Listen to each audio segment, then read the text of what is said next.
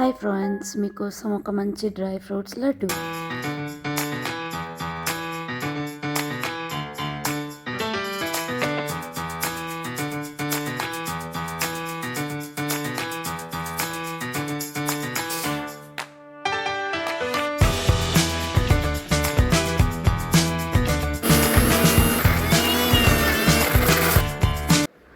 షుగర్తో మనం పానకం పెట్టచ్చు, లేదా బెల్లం కూడా వేసి పానకం చేయొచ్చు. ఎందుకంటే కొద్దిగా అది స్వీట్గా రావాలి కాబట్టి లైట్గా వేసుకోవాలి. దాంట్లో కలిపి నేనైతే షుగర్ తీసుకొని లడ్డూలు చేశాను. చిన్న చిన్న లడ్డూలు చేశాను. దాన్ని మళ్ళీ చేతితో ఇలా రౌండ్గా అంటే చాలా షైనీగా వచ్చాయి. ఇవి మనం చిన్నప్పుడు తినే పట్టపట్లాగా ఉన్నాయి కదండి. ఎస్, అవేనండి డ్రై ఫ్రూట్ పటాఫట్.